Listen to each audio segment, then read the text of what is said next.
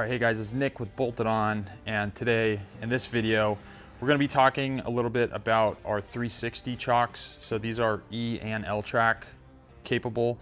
We have the standard 360, the Twist 360, and we're just gonna kind of talk about them a little bit because we've been getting a lot of questions and a little bit of confusion on how to choose which chock and which one's right for which application. So we're gonna go over a couple different ways of layouts that we've seen customers use and kind of talk about the way that we design these chocks.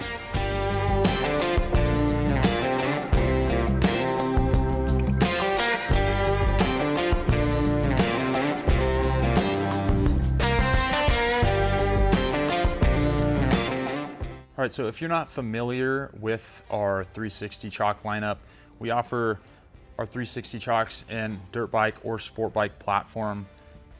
Starting with this one, this is our standard. So as you can see, this one is E-track. We also offer an L-track. It's got the anti-rattle screws. This is completely adjustable for whatever angle you want. And that's our standard chock, standard 360. And then on this side, we have our 360 Twist Chock. So same type of deal, except for this has a slight twist and angle to it. It's 360 degree adjustable, comes with the quick release knobs for easy installation and removal. It's a pretty small footprint. I'm a big fan of these. All right, so I'm gonna pull up a graphic that I made to kind of help illustrate how these work. I just figured that would probably be a little bit easier, so I'm gonna pull that up right now.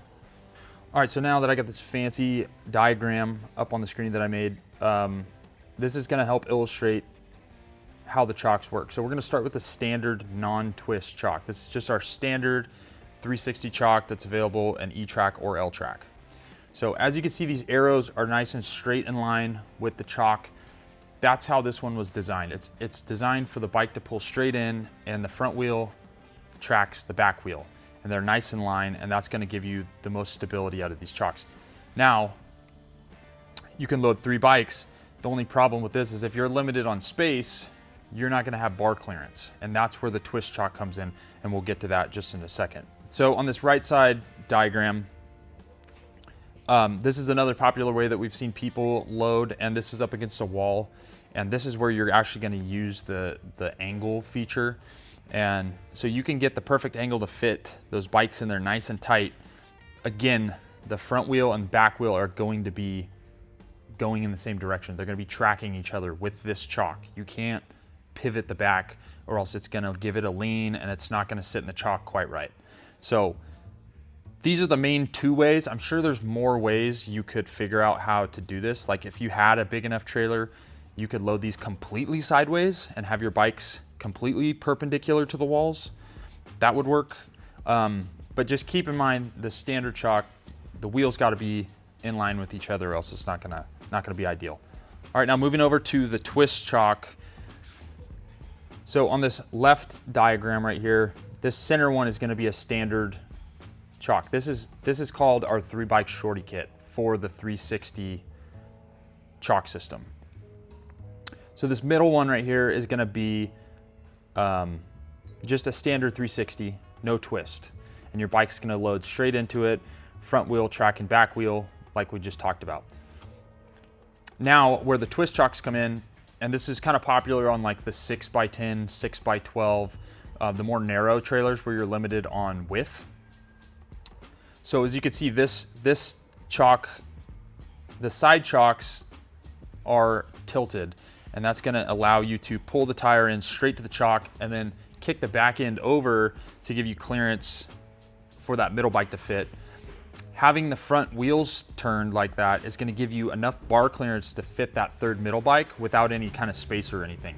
So that's what makes this really cool is for compact setups, is you can really pile the bikes in and lock them in and have them be secure, even with a small setup. And I have some examples that we'll go through at the end to kind of show you some pictures of some of our customer setups that have used the 3-bike shorty, and it's worked out great.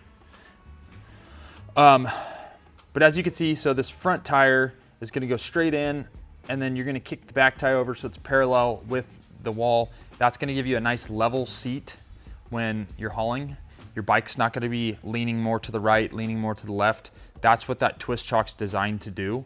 It has a slight twist and angle to it to accommodate for the bike to sit level and secure in the chock.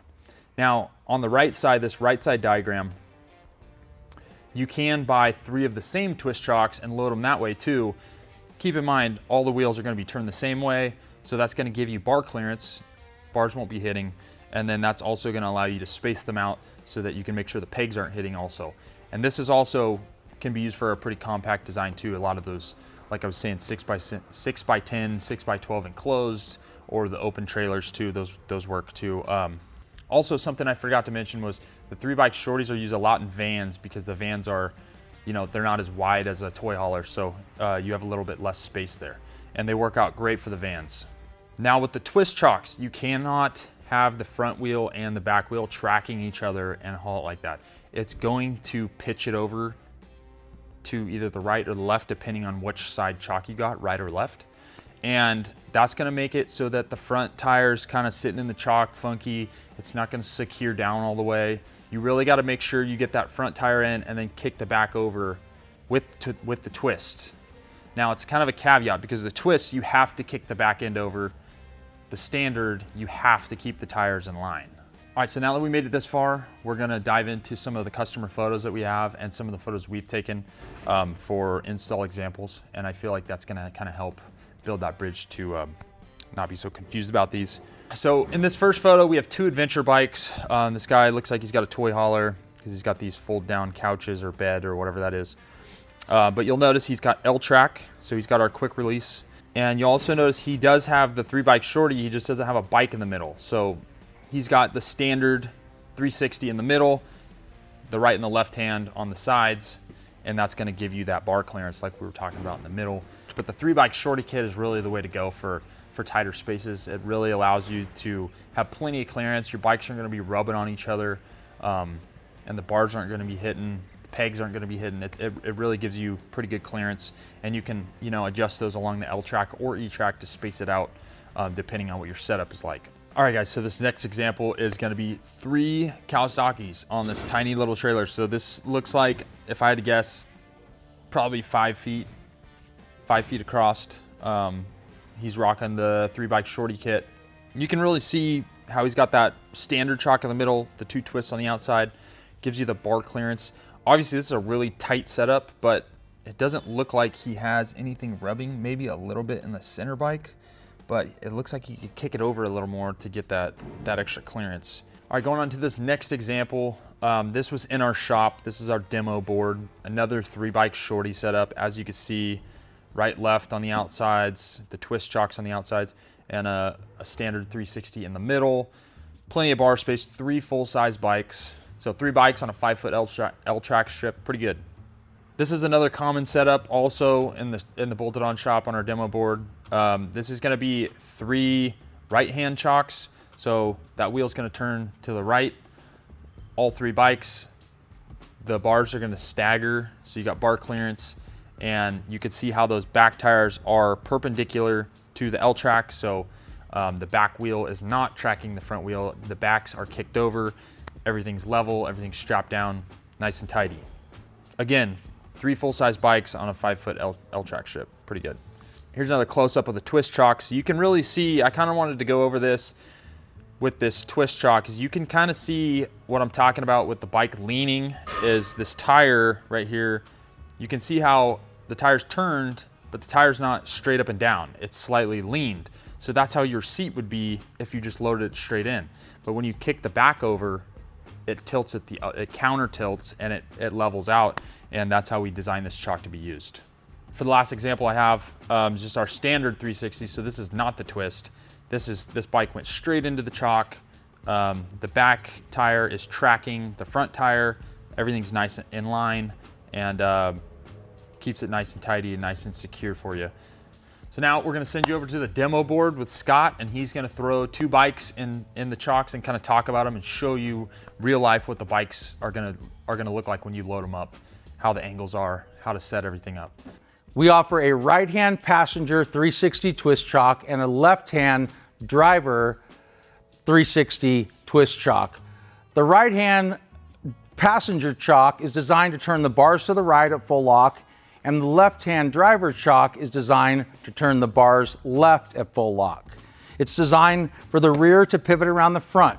If you try to take the rear of this bike and put it on a 45 or a 30 or any angle like that, that's what's going to happen. It's not designed to be transported like this. It's designed to be transported just like this.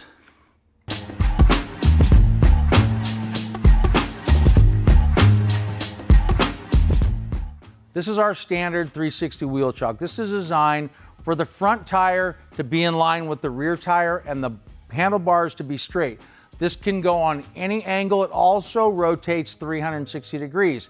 So you could put this on a 10-degree angle, a 20, 30, 45. As long as the bars are straight and the rear wheel is in line with the bars, you're good to go. The beauty of this chock is we have these two chocks set at 25 inches center to center, and look at the clearance between the bar. So you could actually do a right-hand 60-degree twist chock, that would be a passenger, and all you would need is approximately 63 inches and you're good to go. And we still have room in between here, probably another 2 inches, and a lot of that depends on the type of controls each bike has.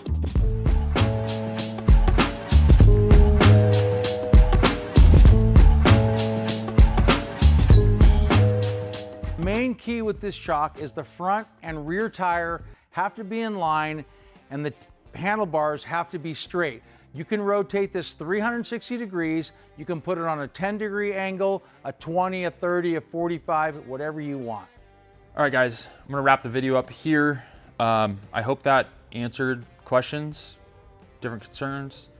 As always, if you guys have any questions, feel free to reach out.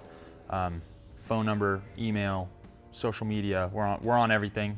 So feel free to reach out. We also have some gallery photos on the website. If you don't see exactly what you want, you can email us. We have tons of photos we can send you, and our customer support will get you dialed.